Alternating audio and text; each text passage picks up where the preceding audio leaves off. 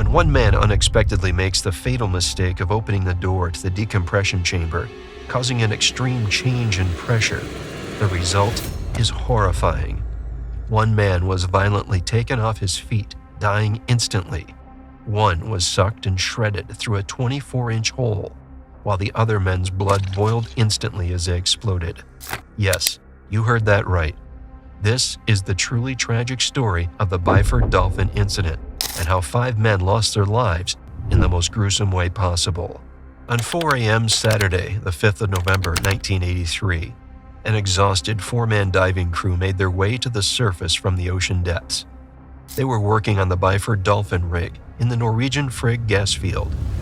The enormous rig, owned by Fred Olsen Energy subsidiary, was a monster extending down to 7,000 feet below the water level.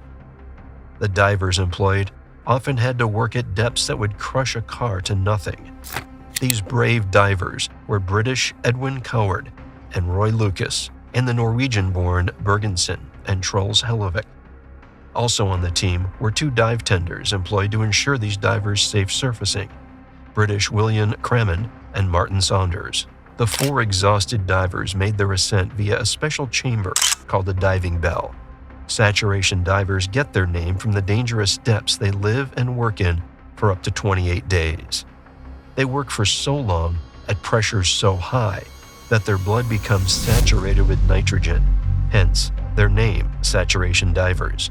They were looking forward to being in fresh air and perhaps calling their loved ones, but between them and freedom was a long wait in the decompression chamber. To understand what happened next, we need to take a closer look at how they came to their terrible end. Saturation diving is not for everyone. You need nerves of steel to work and live in an environment where just one equipment malfunction or human error can mean a terrifying death. Ordinary commercial divers descend to their work in the ocean depths and return at the end of the day. But saturation divers plumb the real depths, sometimes 1,000 feet under the sea, and stay there until the job is done. Pretty much like hell on earth, or should I say, hell in the sea. For this, saturation divers get paid the big bucks, up to $45,000 per job, but they have to live in tiny spaces under the sea for weeks on end, with nothing between them and the crushing ocean depths. To reach the surface comes with great risk, which is why saturation divers need a diving bell.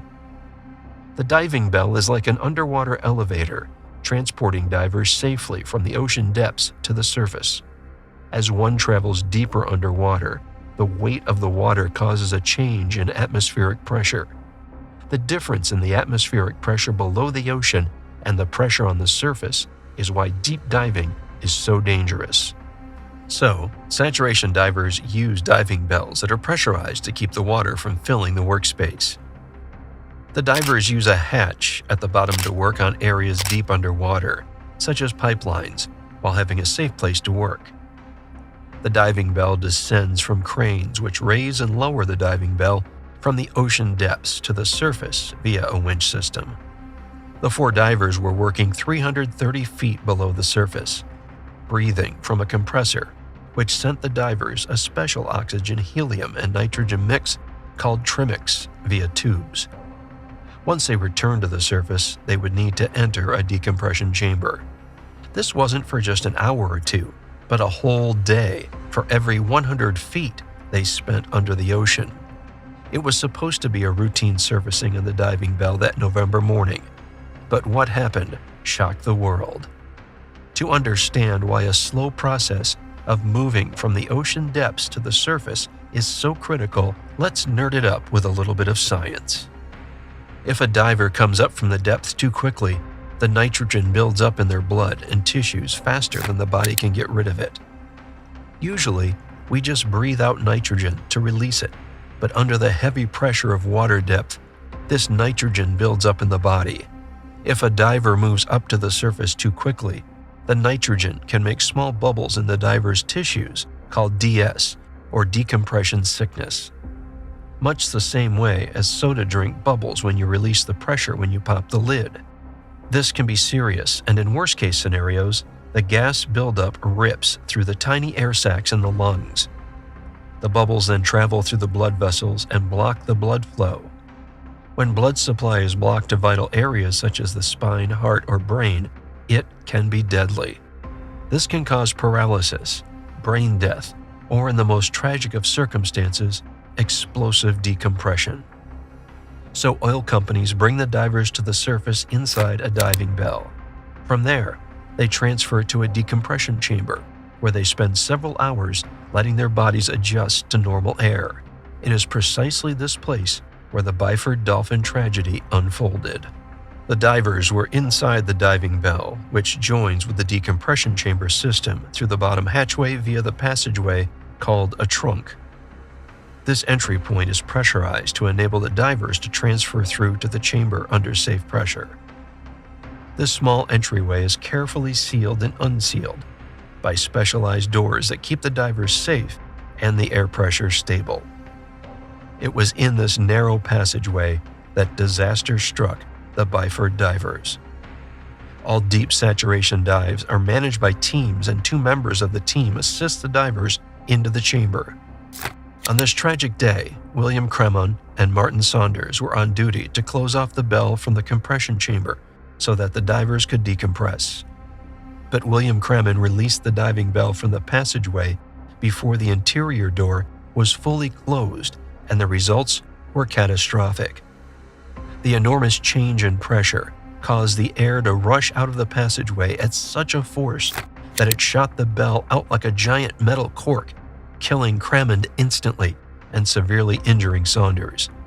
The air pressure inside the chamber suddenly crashed from 9 atmospheric pressure to 1 in a split second. There was no chance to act or even think. The 2 divers cowered, and Lucas's blood literally boiled as the nitrogen gases dissolved in their blood, catastrophically burst into gas bubbles. And that wasn't even the worst. Hellevick, closest to the trunk door, got violently ripped through a 24-inch narrow opening of the jammed interior door. He was crushed through the opening by the massive rush of escaping air. The autopsy report claimed that he was cut in half, and his organs exploded out, some as far as 30 feet above the outside pressure door. But there was more to the story than just human error. For over 20 years, the poor families fought for justice against the Norwegian government to no avail. However, new evidence arose in 2008 that showed that several unsafe systems in place led to the tragedy. The sound system between the chamber and the outside team was of really poor quality, and some claim that miscommunication may have been behind the accident. The lack of fail-safe hatches or proper outside pressure gauges contributed as much to the tragedy as the much-accused Cremon, safety measures that the Norwegian Petroleum Directorate allegedly failed to provide. Cremon's wife and children finally reached compensation for their loss after a long, hard fight. Cremon's wife spent years trying to clear her husband's name of the full blame in this ultimately preventable tragedy. However, the incident caused a backlash and created a safer system for divers like the unlucky 4 who lost their lives that terrible November morning.